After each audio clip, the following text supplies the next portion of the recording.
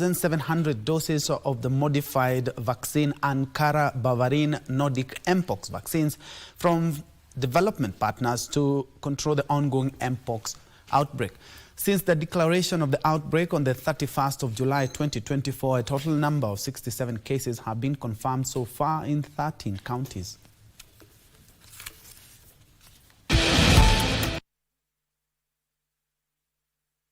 In a statement released by the Ministry of Health, the Mpox vaccination will be used as an additional public health measure, among other interventions to control the outbreak, such as enhanced surveillance, contact tracing, and testing of suspected cases. The vaccine, which is estimated to be 82% effective, will be administered in 2 doses, 4 weeks apart, among the high-risk population. Since the declaration of the outbreak, a total of 67 cases have been confirmed in 13 counties. These are Busia with 22 cases, Mombasa 12 cases, Nakuru 10, Bungoma 3 cases, Makueni 6 cases, Nairobi 3, Kajiado 2, Taita Taveta 2, Kericho 2, Kilifi 2 cases, Kiambu County 1 case, Uasin Gishu 1 case, and Migori County 1 case. Of the reported cases, 49 patients have recovered, 10 are currently admitted, and 7 are under home-based care with 1 death reported. The symptoms of Mpox include a skin rash, fever, sore throat, headache, body aches, back pain, fatigue, and swollen lymph nodes. However, Kenyans have been urged to practice good hygiene and report suspected cases. Michael Mondiga for Lunchtime News. In other news, the Cooperative University management is on the spot for spending over 200 million shillings outside their budget without the approval of the Treasury, contrary to the law.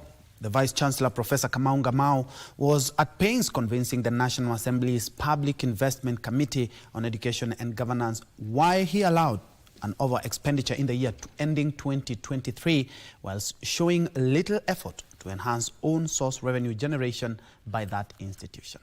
Members of the National Assembly Public Investment Committee on Education and Governance took issue with the management of Cooperative University for spending outside the budget and without the approval of the Treasury as required by the law. The over-expenditure of over 200 million shillings came at a time when the institution was grappling with financial challenges, as observed by the Auditor General. Cooperative University Vice-Chancellor Professor Kamau Ngamau's admission that the institution sought approval from Treasury but was denied only put him under fire from the Watchdog Committee. We sought authority, but it was not granted. But we are well guided by the national. If it was not granted, why did you go ahead and spend? Does Prof know what's called abuse of office? When you assume the authority and you run an institution like your own house, you use money, like money from your pocket. Then you can just get 10 shillings from your pocket and buy sweets. The committee also noted that the university was operating on a negative working capital occasioned by the reduction in the number of diploma students placed by the government. Further, the MPs queried the institution's plan to complete the stalled ultra-modern library, whose contract was attracting interest. Professor Kamau Ngamau is very good at spending, even without authorization, but very low in terms of innovation, creating funding. One of the discussions is how we can raise money to complete the project, and 2, the waiver of the accrued interest. So that is already in discussion. MPs now want Treasury to allow the institution to use own-sourced revenue to complete the project to curb accruing interest. Gishoki Washira, Prime Edition.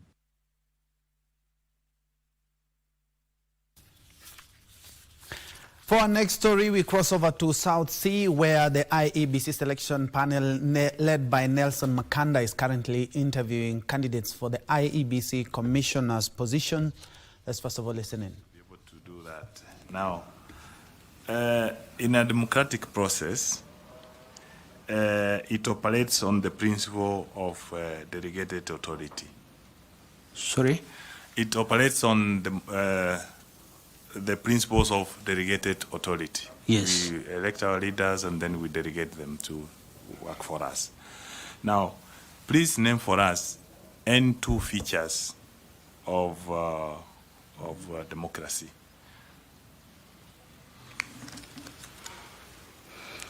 Thank you. I can name one for you, then you continue to name the others. In a democratic process, we get leaders through elections, not selection. So which are other features? Oh, yes. Thank you. Thank you for that question. It is true, in democracy, we have to get leaders, representation through elections. But again, in democracy, we also come up with, we also think of an aspect of equalization. And therefore, from the experience is that there has been classes that has been underrepresented. And the one class that has been, or category that has been underrepresented is the women category. And therefore, if we want and if we subscribe to democracy values, equal representation is very key. And therefore, in our constitution, it has been spelled very clearly that we have to have nominations. We have to have nominations of women representatives. For example, we have around 16 women nominated by political parties in the Senate.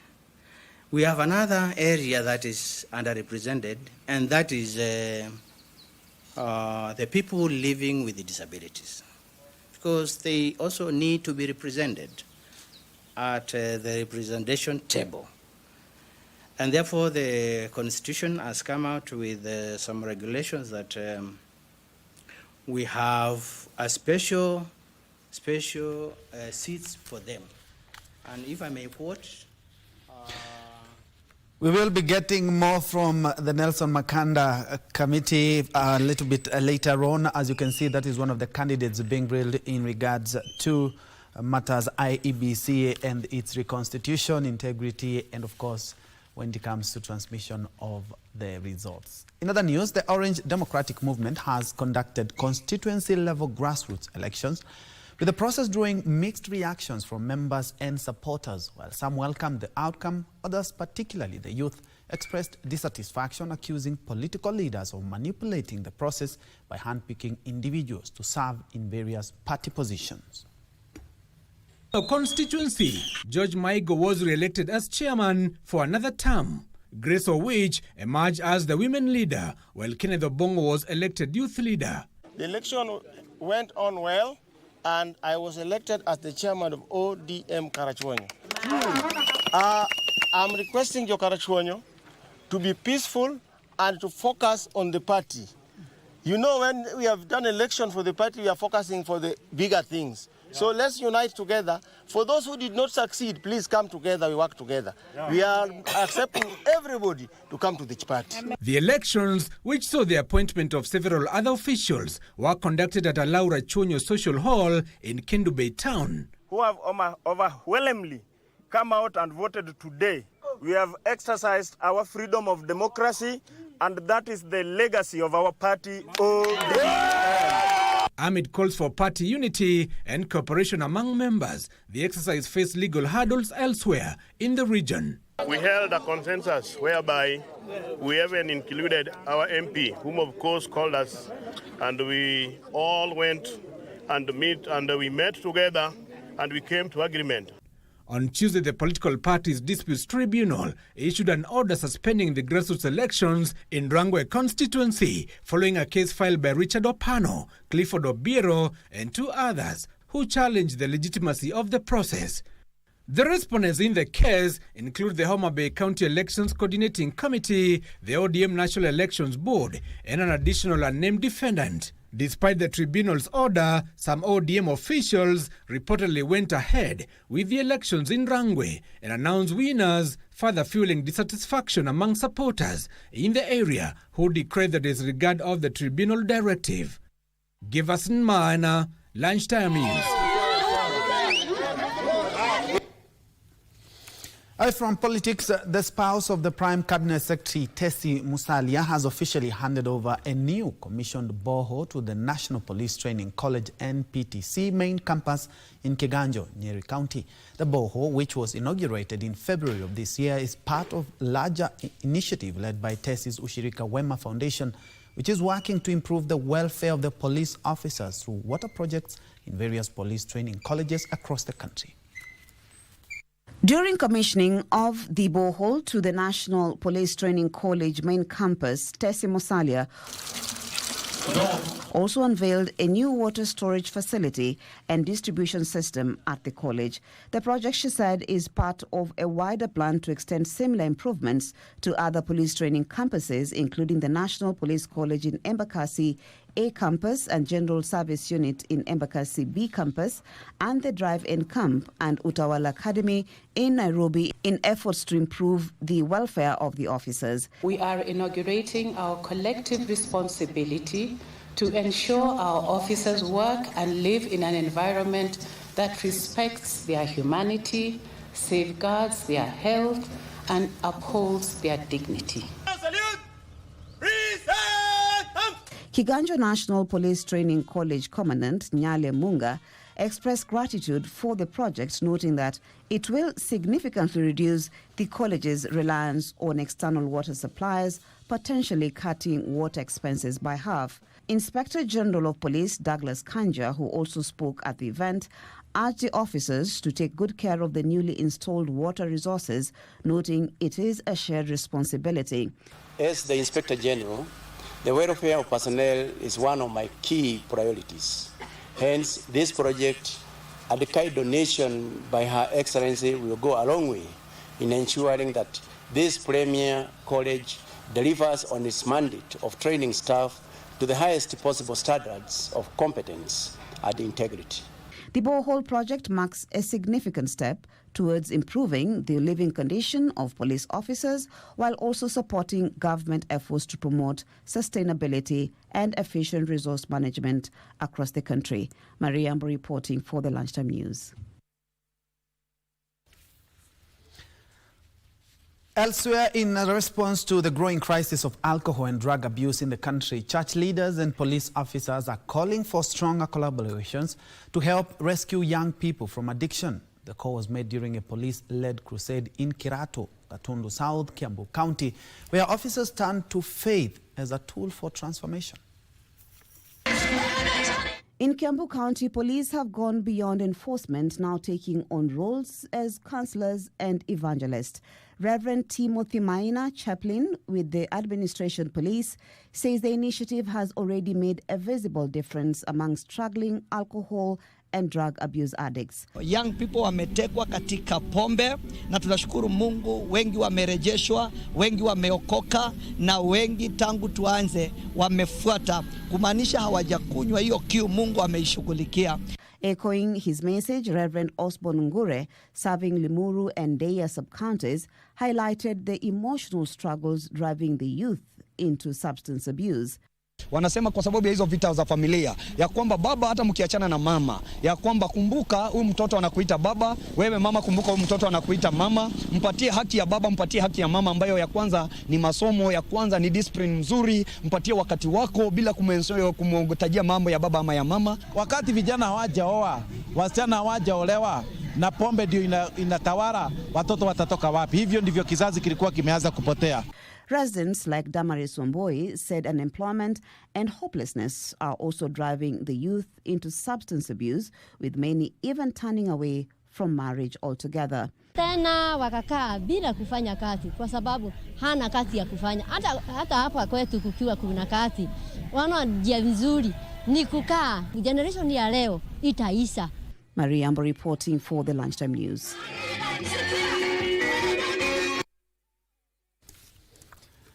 Moving on, Machakos County Governor Wavinya Ndeti has challenged other county governments to embrace financial transparency and accountability in a bid to drive growth. Wavinya, who was speaking during the official opening of the 2025 Kenya Secondary Schools Head Association Machakos Chapter Conference, said she is open to investigations by the Ethics and Anti-Corruption Commission as the county continues to make strides in upholding integrity in the management of public resources. Through the Machakos Youth Employment Program, the governor said that the initiative is geared towards addressing unemployment by equipping the youth with vocational skills for self-employment. You have to work with the government agents. These are government agents. And these government agents, when they hear a complaint from outside, they have to come and clarify. Hata kwa mashule zenu si wanakujaga. Pesa ya serikali ikitoka inatoka na, you have to have a budget. Isn't it? You have to have a procurement plan. And also, like for us, it's about public participation. Hawezi kwenda kufanya vitu zako zile wewe unataka. EFCC decided, when Onesmus went to the county assembly, he went and answered questions very well. Some of the leaders who should be in the national government, wakatumia watu wao kutuma messages kwa EFCC. If EFCC receives more than 200 messages, what are they supposed to do?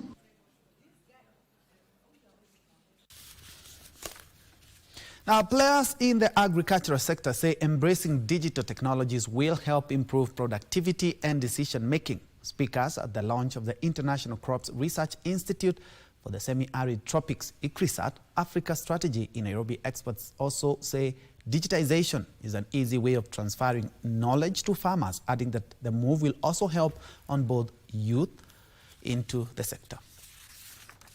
Agriculture remains a major driver of socio-economic development in Africa, contributing close to 45% of the continent's annual wealth. However, outdated policies and technologies have hampered the growth of the sector. Experts attending the International Crops Research Institute for the Semi-Arid Tropics Africa Strategy meeting in Nairobi said that African policymakers should implement strategies aimed at increasing the agricultural resilience by reducing desertification, introducing drought-tolerant varieties, and developing water and soil conservation technologies. Because of climate change, because of global warming, because of degradation of soil, water and air, drylands are becoming more and more degraded. We have developed varieties which can be grown with less amount of water, with limited amount of nutrient, but can give very high yield. Experts further noted that the digital platform expansion is key to ensuring that knowledge is transferred to farmers. The chair for Integrated Partnership Board, Professor Njue Sibanda, said that with 80% of Africa's population using mobile phones, a wider population of farmers can easily be reached and be educated on sustainable food systems while bringing youths on board. Africa has a penetration of over 80% when it comes to mobile phones. What better way to reach the farmers? What better way to bring the youth into agriculture and sustainable food systems? Our key mandate is to ensure that the research that is done at the laboratory gets to go to the market, that is to research to commercialization. And I'm happy to see that the involvement of the youth through skills development in matters agriculture. Dr. Rebi Harawa, the director for the ICRISAT Africa program, says there is need to transform agroecologies and ensure that farmers have good agroeconomic practices. There is the emphasis of leveraging on digital, because today almost every youth has a mobile phone. We need to make sure that those mobile phones, they are able to get information about where are the varieties, climate information, where are the markets. We also work in farming systems, so how these crops are grown in all kinds of conditions, especially in the dry lands. We know that there can be degraded lands. We know that we have to manage water more effectively. Players in the sector are now calling for collaborations with stakeholders in both public and private sector. Players in the agricultural sector say implementation of the strategies will help boost production in the sector. For KBC Channel 1, I am Teresa Mutai. Moving on, the national and county governments have been challenged to adopt the data-driven service delivery model to better understand the needs of Kenyans for effective and improved service delivery. The Institute of Customer Experience of Kenya Board Chairman Joseph Shoge says the government should borrow a leaf from the private sector, which has placed technology at the center of service delivery, and it's reaping the benefits.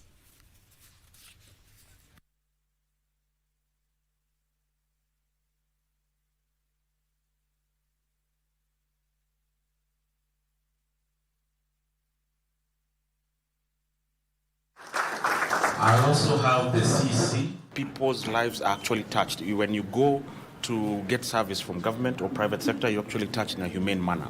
And so as we launch our strategic plan today, it's about incorporating both private sector as well as public sector to ensure that how technology is being embraced in terms of serving the customer and still remaining humane while doing that. So a lot of empathy while we do that. We sit in offices where we make decisions that affect the wananchi, and quite often you may think that you have said something that people understand, but they don't. So you must give them the opportunity to ask questions. And technology comes in very handily when you have this kind of exchange. One, you can do it through your portal or whatever and expect people to access it and listen to it. But the other one is just the usual traditional communication where people call in and you respond.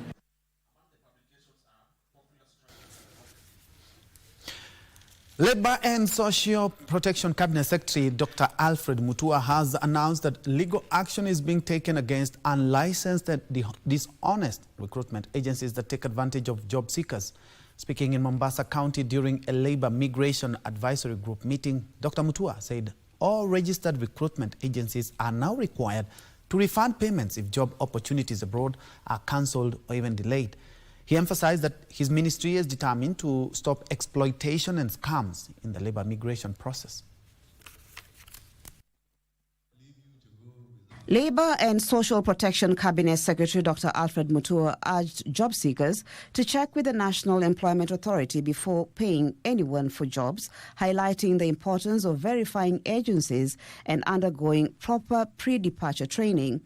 If you find an agency that is trying to recruit you to go overseas, before you sign up for this agency, do your normal due diligence.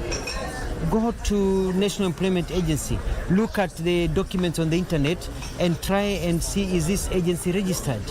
Do some bit of research. Don't go removing 200 to 50,000, giving to an agency and then wakienda unasema walienda pesa zako. The Mombasa meeting brought together representatives from the International Labour Organization ILO, government and development partners to find ways to better protect migrant workers, many of whom face tough conditions, especially in the Gulf countries. Ida Awell from the ILO stressed the importance of ongoing conversations among governments, employers and workers, known as social dialogue, to build fair and safe working conditions. To find any solution, we have to talk. Because everybody have their area of interest, be it the employers from the employer's side, the workers from the workers' side, as well as the government.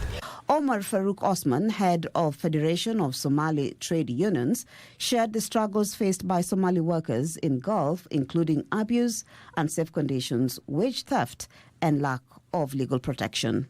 They are denied the right to freedom, to organize themselves, freedom of movement, wage theft, their occupational health and safety is in danger. And these are very critical issues. Doctors from the 6 coastal counties have threatened to down their tools beginning Monday next week over delayed salaries. Speaking in Kilifi Town, Secretary Kenya Medical Practitioners, Pharmacists and Dentist Union KMPDU Coastal Branch, Galib Salim, decried the failure to implement the return to work formula by the said county governments. According to Salim, Mombasa and Kilifi have expressed interest to cater for their welfare, while Lamu, Tana River, Kwale and Taita Taveta counties are non-committal. Among the other concerns is lack of promotions and poor working conditions. Tuseme kama level 4. Level 4 kawaida inafaa iwe na madaktari 20 doctors. Currently each and every level 4 10 hawafiki. 10 hawafiki. Na tukiangalia na population ni kubwa, we live with kila siku mchwao watu wazidi kuongezeka. Sasa hivi ratio 1 daktari mmoja you serve 17,000 patients. And according to WHO inasema daktari mmoja to 1,000. Tunazidisha 16,000 mzima juu. Je, hawa 16,000 waonekana na nani wagonjwa? Daktari ndo pale utamwona daktari amepatikana na shida ya work burnout, kuchoka. Ina lead to mental health. Wengine unasikia madaktari wanajiua suicidal. So hizi ni vitu ambazo kwamba ukimpatia mtu kazi nyingi na umnyime pia paka mshahara na kumpatia promotion, mwisho utafanya mtu tajiua.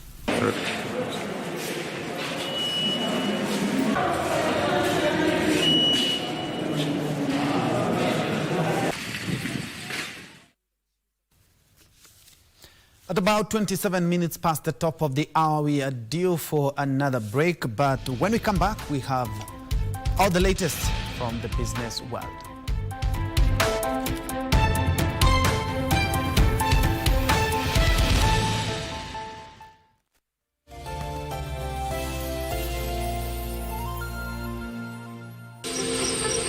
Wiki hii kwenye Mkulima tutajifunza kuhusu kilimo katika maeneo kame. Kisha tuangazie kilimo mjini. Vijana waache kuchagua kazi, wajitume, wakoe kwa wafanye tu kitu inasaidia tu. Kile kidogo tunafanya, washikane mkono, wapate mawazo badala kushinda kuenda kuiba, fanya pumbawa, kuja washikane mkono, washike jembe, wapande mboga, matunda yatatokea baadaye. Usikose kujumuika nami Francis Ngala siku ya Jumamosi saa 10:30 upate mseto kamili wa kilimo.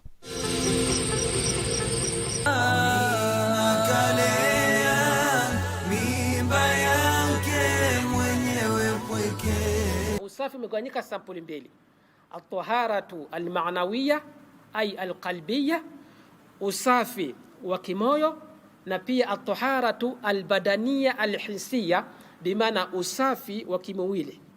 Kwa sasa Muislamu lazima ajipambe na vitu hivi vyote viwili, aonekane ndani na nje, aonekane kuwa ni msafi. Usafi wa moyo unapatikana kwa kumcha Allah subhanahu wa ta'ala, kujiepusha na makatazo ya Allah subhanahu wa ta'ala, na vile vile pia kuondoa chuki, wivu na unafiki, ama mambo yote ambayo yanaweza kuharibu imani ya mja.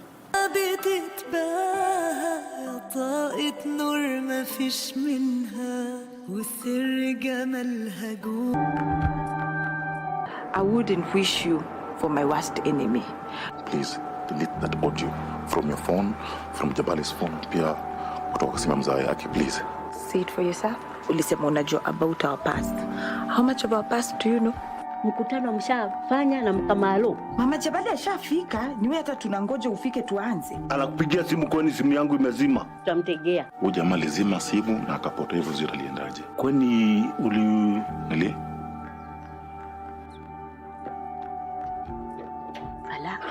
hata uwezi tafuta watu hata wakuja kufanya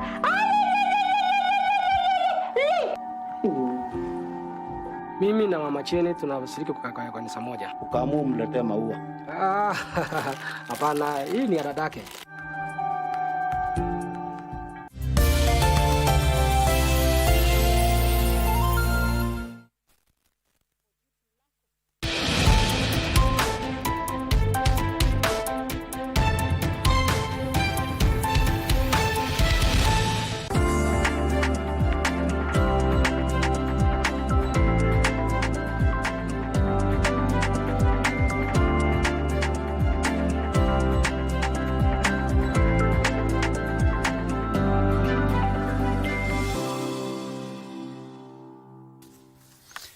Welcome back. Many thanks indeed for keeping it KBC. Time to make sense of shillings and cents in business, where the government is drafting regulation that will compel property owners to pay rental income in new efforts to boost rental income collections from the current 17 billion shillings to 100 billion shillings. National Treasury Principal Secretary Dr. Chris Kiptoo says the government is piloting the electronic rental tax information system on a voluntary basis that will inform policy guidelines and reviewing rental income tax. In order to mobilize compliance, the government reduced rental income tax from 10% to 7.5%. However, the move hasn't yielded the much anticipated results, with the taxman collecting 17 billion shillings annually from rental income tax against a potential of at least 100 billion shillings. The last financial year, 2023-2024, the monthly rental income registered a collection of 14.4 billion, translating to a 5.2% year-on-year growth compared to a collection of 13.6 billion and 12.3 billion in the previous financial years, 2022-2023 and 2021-2022, respectively. Despite this growth, there's still need for a more targeted support and facilitation to bolster the overall compliance for the sector. The electronic rental tax information system is expected to facilitate registration of landlords and rental properties in a streamlined and comprehensive manner, simplify tax filing processes for landlords, making compliance easier. Furthermore, past initiatives such as the tax amnesties and property data collection exercises have yielded some progress, but have not fully resolved the issue. Kenya Revenue Authority must confront these challenges head-on, while advancing strategic initiatives to enhance revenue collection mechanisms and ensure that those who ought to pay taxes do it religiously without avoiding or evading. The initial phase will focus on driving awareness, with other phases focused on technical enhancements, including data analytics, geospatial mapping, and a comprehensive education and adoption campaign. With this system, we aim not only to increase the revenue collection, but also create a more equitable and predictable tax environment that benefits both taxpayers and the government. Monthly rental income is applicable to landlords earning between 288,000 and 15 million shillings annually. Expanding the tax base and ensuring an equitable distribution, we can reduce the burden on current compliance taxpayers. The introduction of IRIT therefore makes a significant milestone. It is imperative that we continue adopting systems that are supporting every eligible taxpayer to fulfill their obligations voluntarily. Regina Manyara reporting for Lunchtime News. Elsewhere, the German government is partnering with local TVET institutions to train technicians in various fields. Under the deal, students will be provided with specialized computer numerical control machining skills to students and TVET trainers. The training will guarantee alignment with market needs and increase employment opportunities for young people. The initiative is a partnership between the Wilfred and Martha Essinger Foundation, and it's being implemented by GIZ Kenya through financing from the governments of Finland and Germany.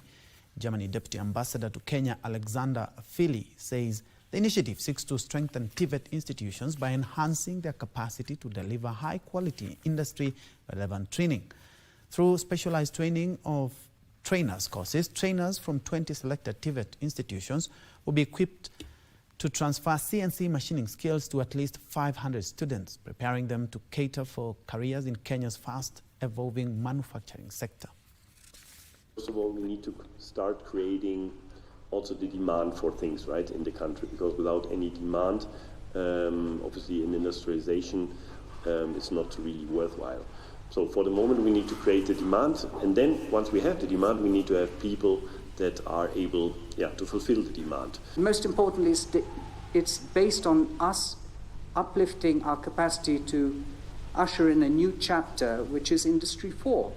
Industry 4 promotes an enormous amount of transformation as far as autonomy and the ability to promote greater levels of productivity and innovation. Our aim is to bring practical aspects into the TVET training and TVET education, and I think that is very important, that people actually not only learn from the books, but also from practical experience. This project is a bold step, not only for our institution, but for the broader vision of transforming Tibet in Kenya. The government is planning to introduce 10 cybersecurity programs before the end of 2025 in an effort to upskill the public servants. Kenya School of Government, E-Learning and ICT Institute Deputy Director Vera Obonyo says the programs are part of government's collaborative initiatives that will see the Kenyan public sector upskilled in cybersecurity resilience techniques. Alana Oko with more. According to the latest Communications Authority of Kenya Sector Statistics report, there was a substantial increase in the number of cyber attacks targeting Kenyan firms, underscoring the rising risks in the country's cybersecurity landscape. CA attributes the surge to a number of system vulnerability threats, which jumped from 871.2 million to 1.2 billion recorded during the second quarter of 2024. These attacks include critical government institutions and agencies. But to improve resilience, the government is seeking sustainable ways of upskilling its employees. We want to roll out new programs that are coming in, which we will partner with a lot of people. We want to offer within the next year, in addition to other programs on data lead. But the specific ones for cyber, we are looking to have at least 10. Players in the cyberspace ecosystem say the Kenyan public sector ought to learn from other nations with robust cybersecurity systems and practices such as Israel. So I think what they can learn from private sector is what the value of digitization does in terms of providing services easily to customers at their convenience. I'm very glad that I see all this interest in these areas, because in the last 10, 12, 13 years, our relations in this field of defense, HLS, cyber came almost to nothing. Solutions can cater to the challenges that Kenya and the entire region of East Africa is facing. And unfortunately, the Israeli companies' solutions are a result of our challenges in the Middle East. Kenya currently has a shortage of cybersecurity professionals with only about 1,800 certified. The Gen Z are trying to overtake us because these guys have gone a notch higher as far as technology is concerned. But that tells you we moved in another level. So what we only need to do is to give them opportunity. The guys who have done cyber, let's give them opportunity to be able to add value on our security systems, so that at the end of the day, we don't have guys who've done cyber security and they are rotting, they are walking in streets.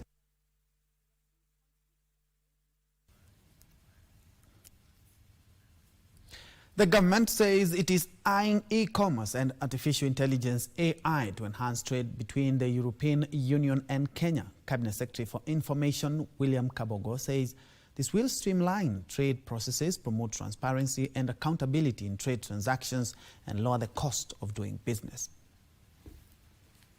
Trade volumes between Kenya and the European Union in 2023 reached €3 billion, with an increase of 53% over the last 10 years. However, due to lack of streamlined standards, the trade remains in surplus favor of the EU by up to €466 million. Following the EU-Kenya Economic Partnership Agreement, which entered into force on July 1, 2024, that aims to boost trade and create economic opportunities by providing Kenya with duty-free and quota-free access to the EU market, trade volumes are expected to rise significantly. The government says the use of ICT will enable businesses leverage on innovations to increase exports and imports, contributing to the ease of doing business for the general public and for international traders. And this forum is really important, especially for trade, as we explore the digital technologies in trade. We have an economic partnership agreement, and we need to work together to speak with one voice on trade and investment matters that are of common concern. SMEs were also urged to leverage on the Africa Continental Free Trade Area that exposes them to deeper European market linkages, presenting significant opportunities and reduced tariff barriers. We're really working with different companies, different organizations to really help businesses digitize, and especially the small businesses who cannot afford to do it on themselves. The remarks emerged as Kenya prepares to host the second edition of the EU-Kenya Business Forum 2025, slated for later in May under the theme Digitalizing Trade. Nduta Mokami for Lunchtime News. Moving on, Kenya is set to become the 4th country to set trans fatty acids limits on edible oil manufacturers. Kenya Bureau of Standards and International Legislative Affairs Program Officer Gideon Ogutu says if adopted, manufacturers will be limited to produce edible fats with low trans fatty acids, which will be capped at 2 grams per 100 grams of total fat to minimize cases. Have the burden of non-communicable diseases, and especially cardiovascular diseases, causing 25% of hospital admissions. And research is also showing that 13% of autopsies which are conducted show that CVDs were the cause of those deaths. Would see to that we are saving around 50,000 lives and preventing over 100,000 new cases of cardiovascular diseases in Kenya. Now, adopting these new regulations would make us join the other nations. In Africa, Kenya will be the 4th country to adopt the regulations as by recommendation of the WHO. The Cabinet Secretary for Information, Communication and the Digital Economy, William Kabogo, is calling on counties to infuse digital literacy in their development agenda. Kabogo says this can be achieved through a multi-sectoral approach, including public-private partnerships with development partners, if the country is to reduce digital illiteracy levels. Accelerating the digitization of government services, with over 22,000 services now integrated into the eCitizen platform. The answer lies in multi-stakeholder collaboration and initiative approaches. The national government, county governments and development partners must integrate digital literacy into their development agendas through a harmonized approach. Not even South Africa comes close to us. That's a fact. You can take it to the bank. So what we do here from a policy engagement perspective is just so crucial for not just Kenya, but the whole continent.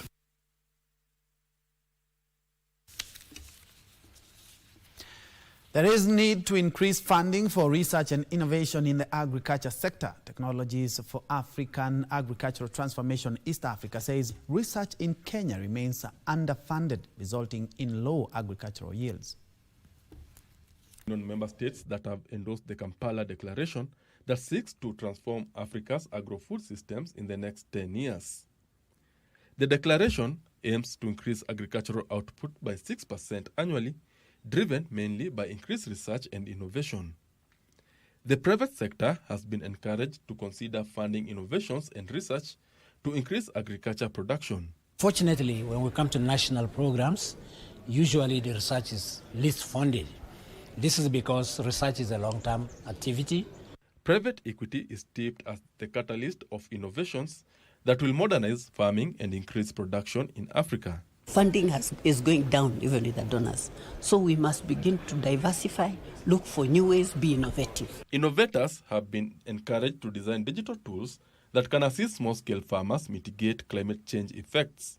As long as we are not food secure, there's a crisis. And this crisis, unless we stop using old technologies and embrace new technologies, these new technologies only come from research. Sharing of information across the continent will increase adoption of best farming practices. The way to scale this is to understand what are the right channels that this knowledge can reach farmers. The Forum for Agricultural Research in Africa and the African Agricultural Research Innovation and Education Institutions have developed the African Agriculture Digital Space that will manage agriculture knowledge in the continent. I mean, the end users are smallholder farmers, especially in terms of if they need to kind of know about anything, new technologies or things. I mean, this is a skill development platform for them. This is where they could kind of learn new technologies and things in agriculture practices that's coming up. Benson Rioba reporting for Lunchtime News. Further afield, Pakistan is signaling a major shift in its stance on digital currencies. After years of caution, Pakistan has launched the Pakistani Crypto Council aimed at embracing innovation while establishing crucial investor and financial systems protections. Here are the details of this and other stories in our Business News Roundup. A significant move into the crypto space. The country's finance ministry announced the appointment of Zhao, founder of Binance, as a strategic advisor to develop a competitive crypto ecosystem. Zhao, who will guide Pakistan on regulation, infrastructure, education and adoption, notes that the country's large youth population is a key opportunity. This follows the formation of the Pakistan Crypto Council and the appointment of tech entrepreneur Bilal bin Saqib as chief advisor, who stated that millions of Pakistanis already hold crypto. Observers suggest this shift is influenced by US President Donald Trump pro-crypto policies, with Saqib noting that Pakistan will likely follow suit. Meanwhile, a new 25% US import tariff on foreign-built vehicles is causing major concerns for South African auto manufacturers. Companies like Mercedes and BMW, key exporters from South Africa to the US, may have to rethink their strategies. The tariff also impacts US automaker Ford, which recently invested heavily in its South African plant to produce a unique plug-in hybrid range destined for US market. South Africans' long-standing duty-free access to the US under AGOA is now at risk, potentially harming an industry vital to South African economy. While South Africa is exploring regional trade opportunities to mitigate over-reliance on the US, it currently plans a diplomatic approach rather than retaliation against the impending tariffs. Sylvia Gatti, reporting for Lunchtime News. Back home, Environment Cabinet Secretary Deborah Barasa has urged Kenyans to embrace tree planting, particularly fruit trees, to successfully tackle climate change and conserve the environment. Speaking during a tree planting exercise at Ikonyero Primary School in Kakamega County, she hinted at the formulation of a new legislation aimed at addressing challenges posed by activities that threaten forest and water catchment areas.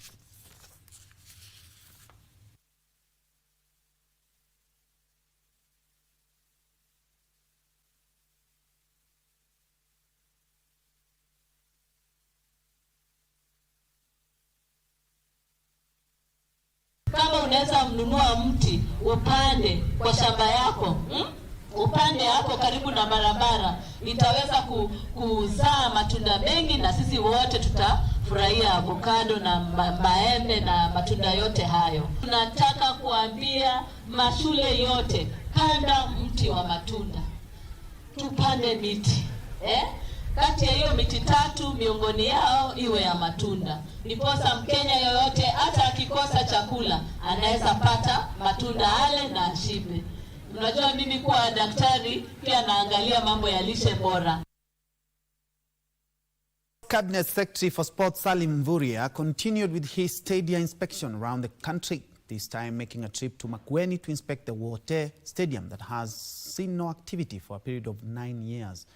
Construction works were expected to begin in 2016, but since then the ground has remained in the same state, with locals in the area unhappy with the state of football field that is a barrier to development of young talented sportsmen and women in the county.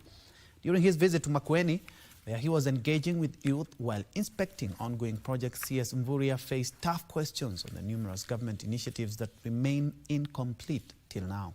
More than 5 football grounds have been inspected by the Cabinet Secretary as of August. African Nation Championship draws nearer and nearer, with the country set to host the event with Tanzania and Uganda, the 3 countries that will also host the 2027 Africa Cup of Nations. I visited here for the first time. I have unlocked many of those facilities already in the last 3 months. Kirikiti, they said the same, and it is ongoing. So I think it is important to know that we have commitment to ensure that Makueni has a stadium. We don't want to look back, and we don't want a situation where we want to say the same story. So I want to discourage you from associating me with previous statements that have been made by other people. I have visited today, and we will unlock the challenges of that statement.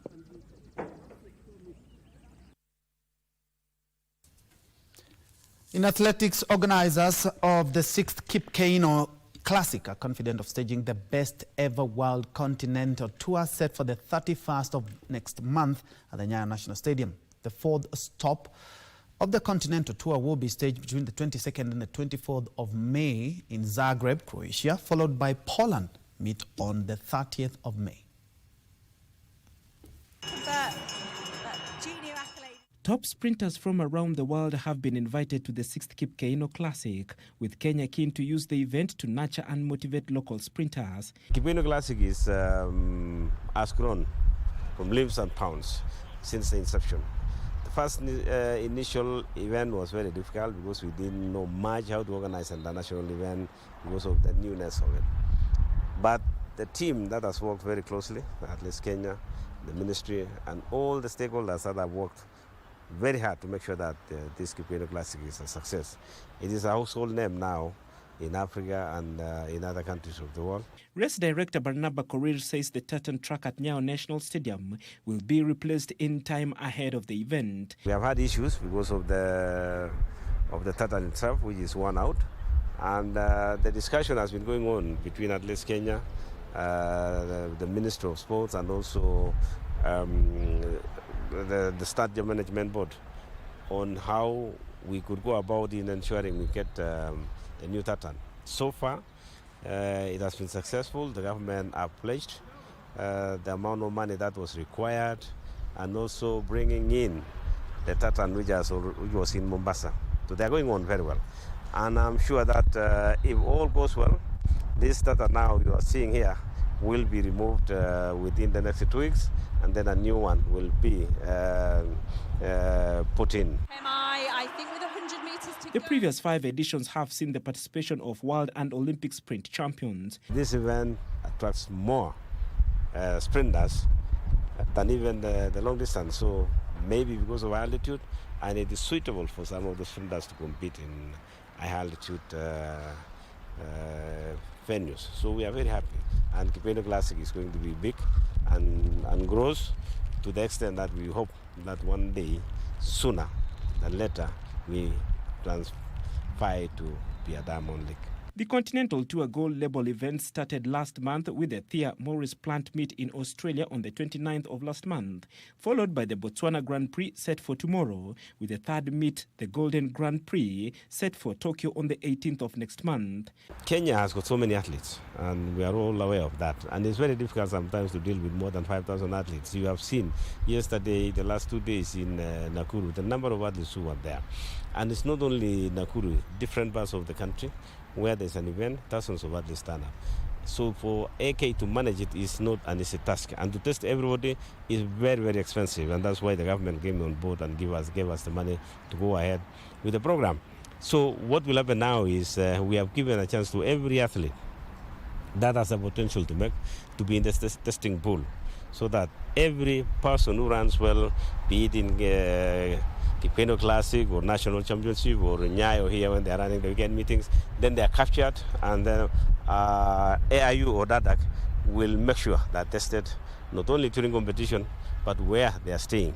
The fourth stop will be staged between the 22nd and 24th of May in Zagreb, followed by the Poland meet on 30th, a day before the 6th meet at the Kipkeino Classic. 40 metres to go. She celebrates, arms aloft, punches down as well. 22.08.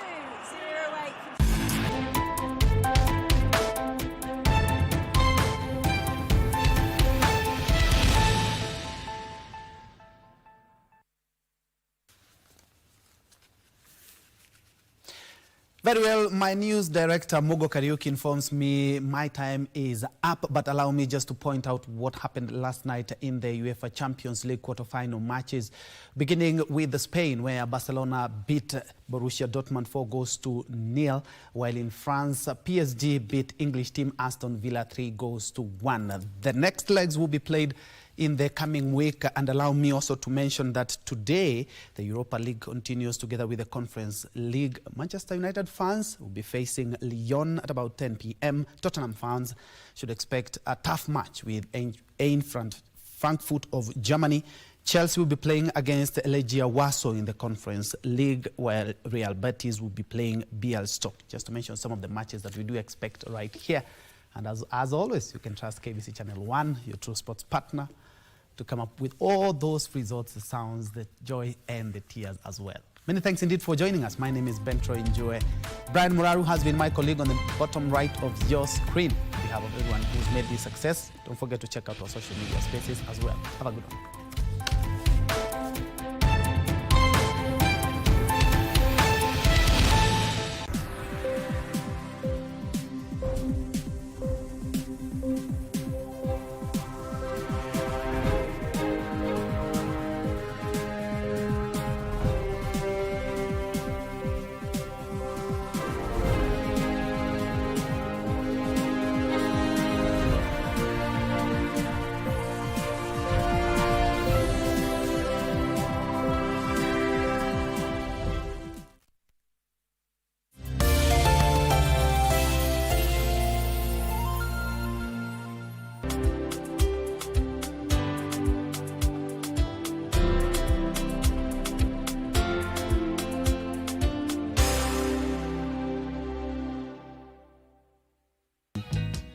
Stop. Stop. What's wrong with you? I said stop the car. You mean Dan is missing? What do you know about this? I had nothing